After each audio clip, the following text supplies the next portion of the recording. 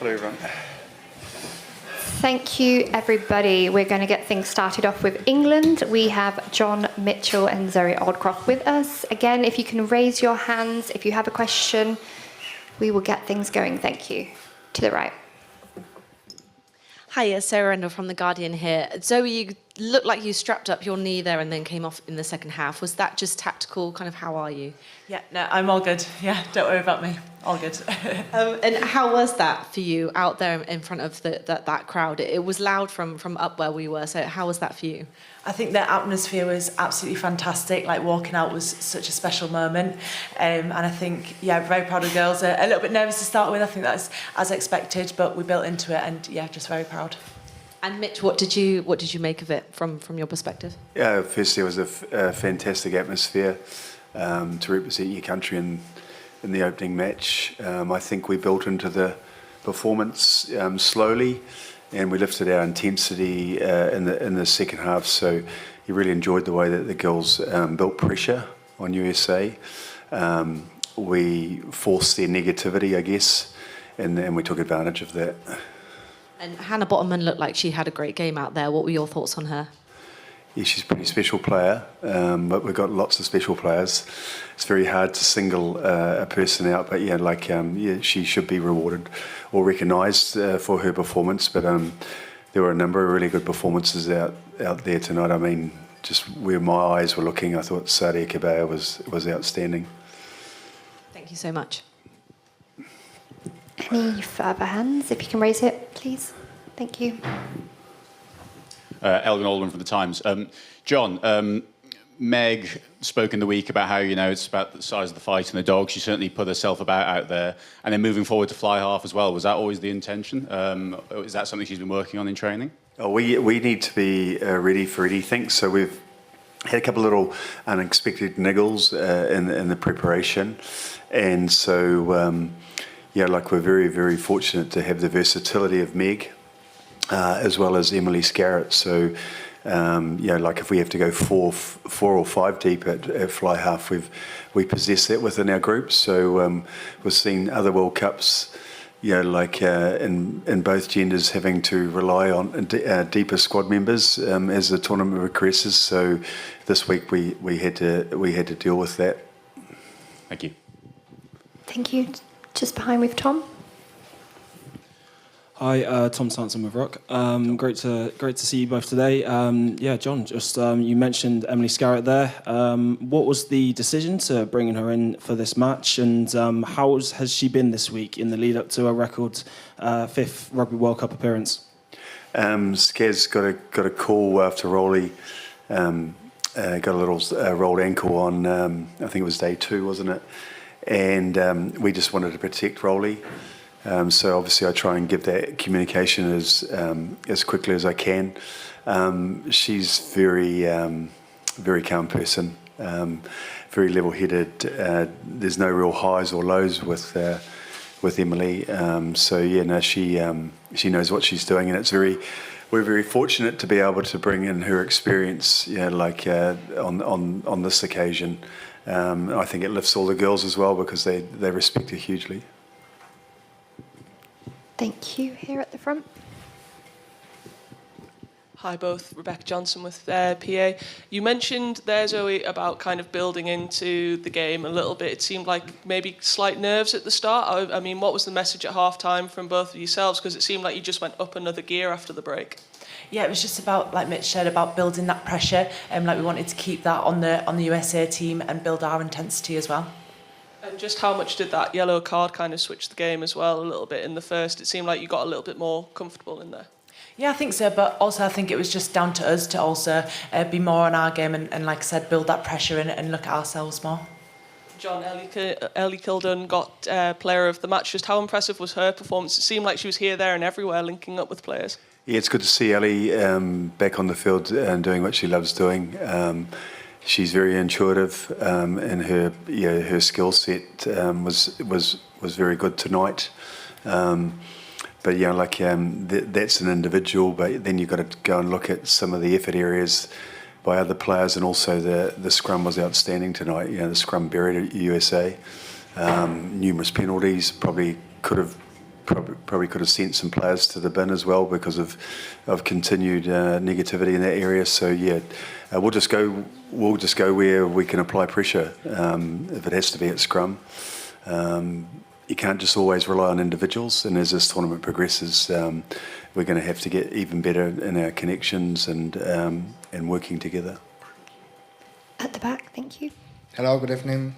Sorry for my English if it's not good. I'm Alex from Spain, from Connection Ensign. I would like to ask you, first of all, congrats for the victories. You haven't lost a match since 2018. What can we expect for the team for the next matches? Any changes for the players to give us some rest? And is there any pressure to keep to win your third World Cup being at home? Is that me or Mitch? Both. I think we're just looking at each game as it comes. Like, we want to earn that right. I think obviously we just had round one. We've taken that in our stride, and then we'll go back into this week of training and concentrate on the next game.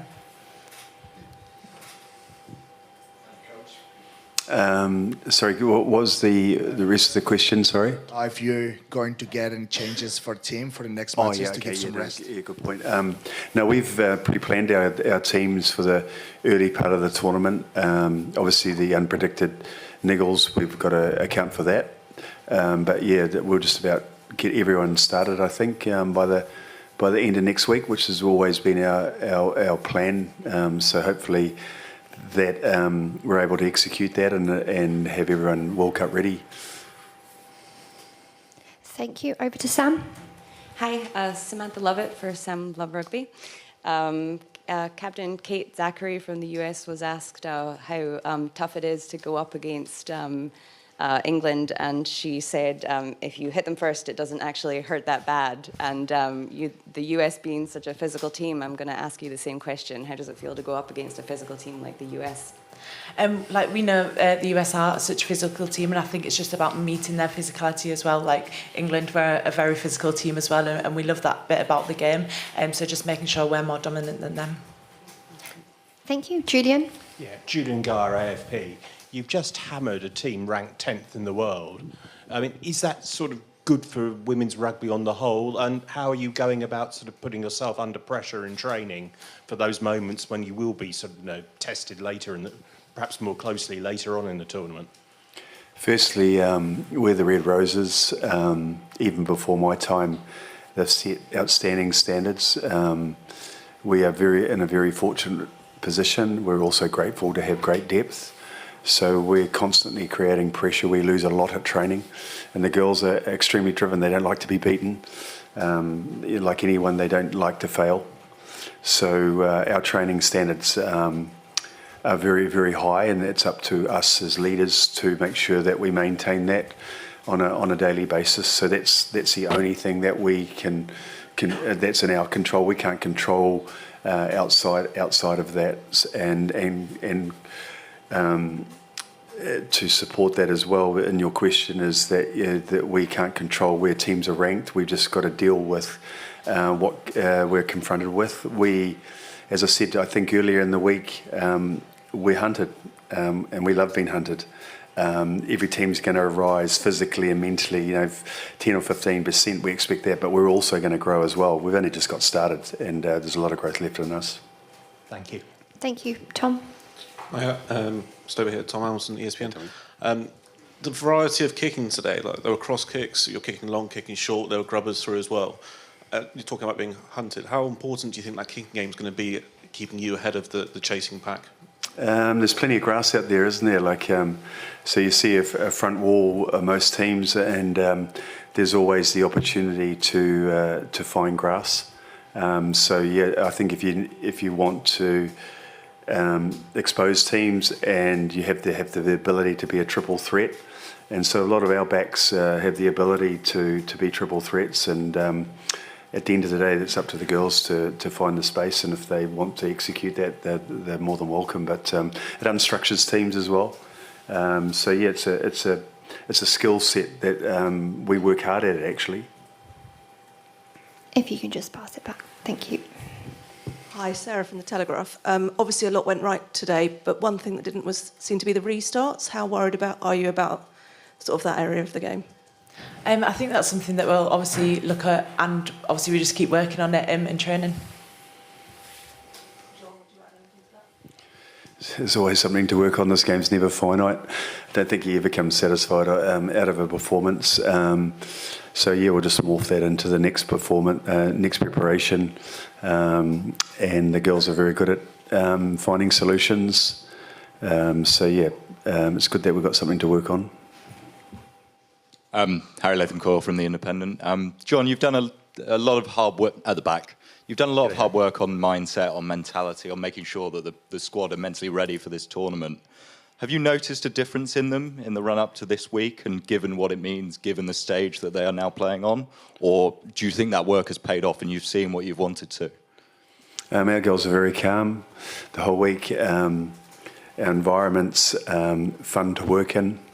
They demonstrated that during the week. They've been looking forward to this for a long time. I think if anything, if we were honest, we thought the week took ages to start. If anything, that was probably the most obvious thing. It was just we just want to get started, but it seemed to just elongate. I don't know why that we felt like that, but maybe now the tournament will quicken up and we'll be able to get into it. But yeah, it seemed long. But when you come into our environment, yeah, it's just really, really fun. People are allowed to be themselves, and we encourage people to be authentic and be themselves. So I haven't seen anything that's been noticeably different. Probably even more excitement. So probably actually had to keep the excitement down, to be fair.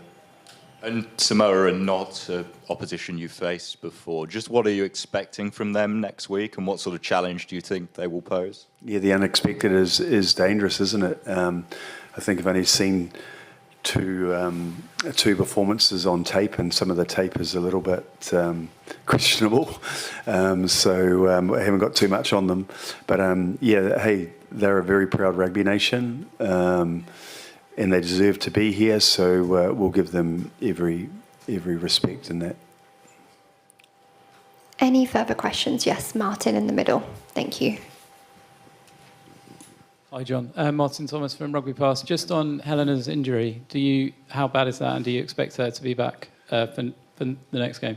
I was with the girls this morning that were non-selected, and they trained very, very well this morning. The girls that played would have been really proud of them, and Helena was in that training session, so and she got through that really well.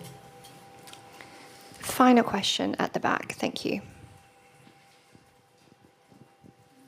So I just wanted to ask, one of the great things about the women's games is at the end of the matches, the team walk around and liaise with the fans. What do the players enjoy about meeting the fans, and what do you think they give back to the fans at the end of the game? I think that as Red Roses, we find it very important to be able to connect with our fans. I think that's a unique point that is part of the women's game, that we actually love going around meeting the young girls that are in the crowd, and I think that's like such a special part of it. And there's so many families there that we get to meet and hear their stories, and it's just really special for us to be able to go around at the end of the games and meet all those people that have come to support us. It was a phenomenal bus ride in, wasn't it? Yeah. It was impressive. Thank you very much. Thank you, Zoe. Thank you, John. That is a wrap. And just to let you know, the media are here, that the mix zone will now be open. Thank you. Thank you. Thanks very much. Thank you.